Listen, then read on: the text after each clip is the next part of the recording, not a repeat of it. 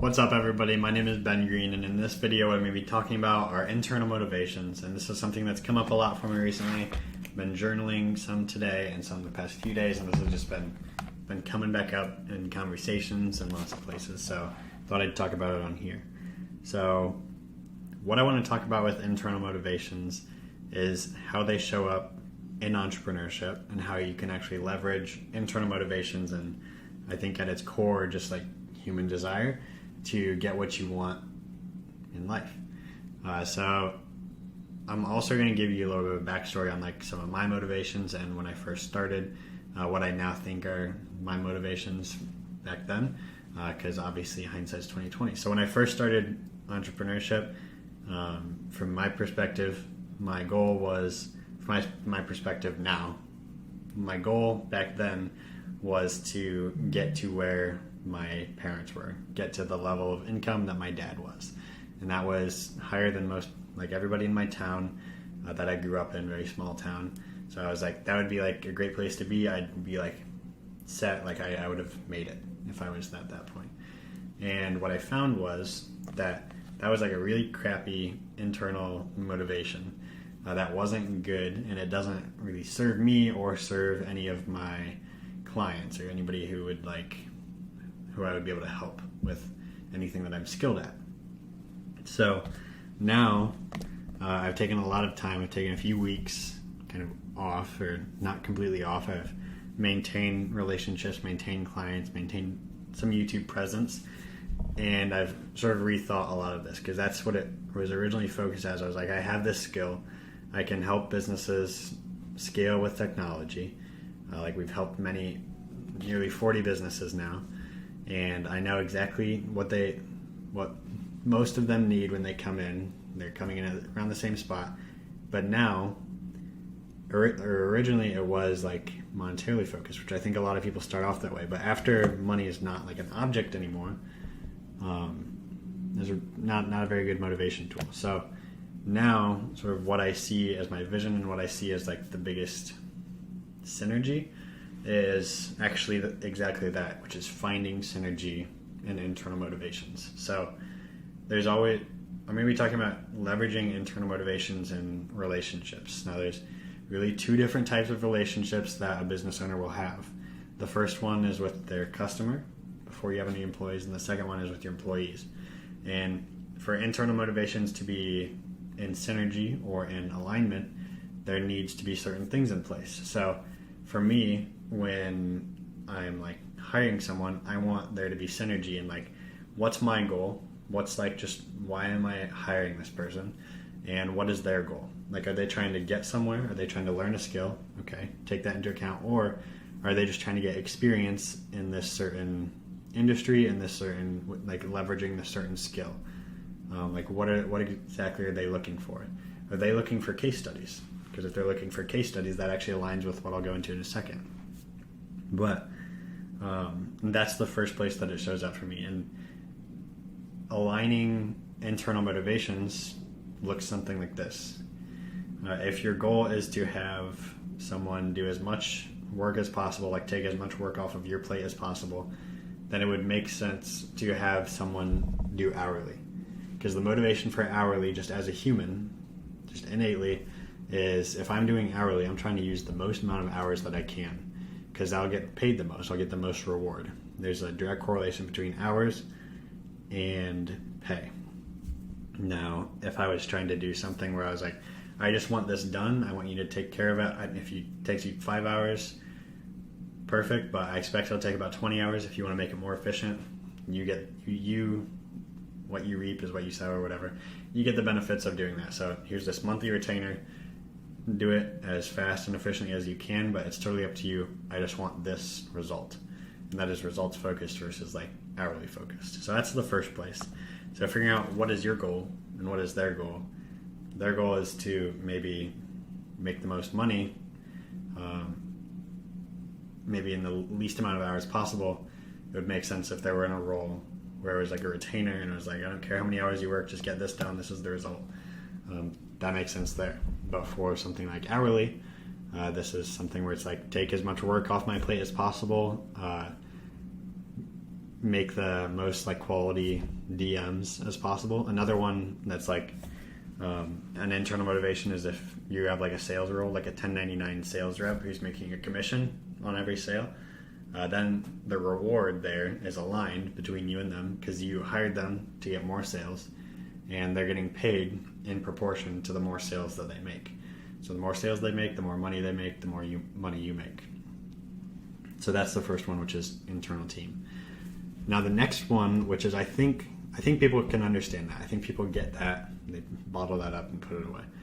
Where I think it gets interesting with this next one is I think a lot of people start out some entrepreneurial journey and they see how much money someone's making. Like I can't tell you how many online gurus that are like,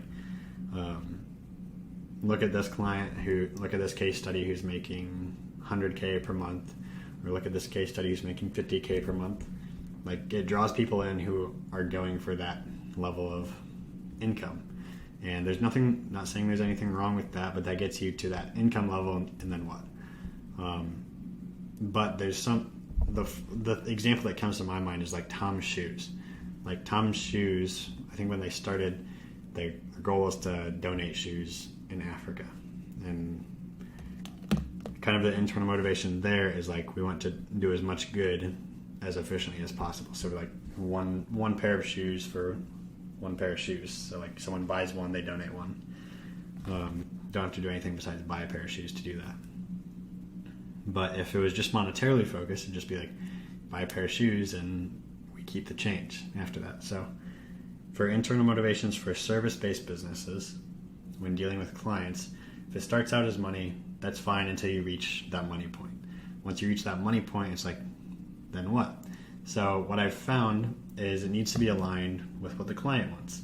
So if the client wants, if they're buying into your service to get the outcome that you get your other clients, then that's exactly aligned. So the highest level of service that I can see, that I can understand based on where I'm at in my business, is the internal motivation for a business owner. Once money is not an object, once like you have your core needs met, is to then make the biggest impact that you can. So to serve the most clients and solve their issue. So for me, what that looks like, my why, I'm just looking down at my journal here where I was taking notes before this, is my why is helping others change their perspective on how they can leverage technology. It's also, I want to remove technology as the barrier in small businesses to scaling. So I want to remove it as the barrier there. I want to really enable small businesses or entrepreneurs to actually leverage technology rather than being sometimes embarrassed by technology. So in all of those, what I've really thought about like why I'm doing what I'm doing, and another part of why I do everything on YouTube that I'm doing is because YouTube will give me the reach. It'll help me reach even more small businesses and entrepreneurs and help those people, even just for free, leverage technology. But if people really want my help, then they can go paid routes and get closer proximity to me to implement this kind of stuff. So there, the internal motivation when somebody comes on and their client is, their internal motivation is the result that I'm putting out there. The result being businesses growing while leveraging technology, or because of leveraging technology. The businesses are growing and they're not embarrassed by their systems or lack of systems. So they're actually empowered. It actually empowers them. They're proud of what they've built or what they have had built. They can say, I spent this much and this has been my reward. Like, spent 10 grand and I've made an extra 200 grand this year. So that's really the biggest. I think that it's most aligned there, because at a point where money is not like the game anymore, it's really what is that motivation? So how many people can I help? And how many people can I keep helping at the level that I help people at the engagement level? So the answer there a while back would have been not many. like when it's capped at your time, when you don't have something that's like a flywheel effect, it doesn't work. But that's not what this video is about. This video is purely about the internal motivation, how I see it in relation to the two core groups of people that you serve. The first one, like I talked about earlier, being your employees, figuring out what internal motivation do you want to leverage to get the result that you want, and how can you find people with that, like that will buy in and have that internal motivation. And then for your clients, what internal motivation do you have that aligns with their goals? And I think that's ultimately how you can, like I hate to say it, but like you can reach your goals the fastest is just aligning those two things will help you get there. So I hope you enjoyed this video. If you are curious about how I help some businesses, how some of my favorite systems to work on in businesses, then you can go check out this video right here in the end screen, like right here. Go click on it. Should be about 30 seconds left in the video, but you can click on it at any time in this time. And then what it'll be about is it'll be about KPI and systems integration. So you'll be able to learn all about how I bake that into businesses so that they can leverage technology, leverage automation to always know their numbers. Because if you don't know your numbers, then you can't. What are you fixing? What are you growing? So that's what I talk about in this video right here. So I encourage you to go check on that and watch it. And if you need help, then there'll be instructions on how to get help. But I highly suggest you go watch that video right there. Without further ado, I will see you in the next one.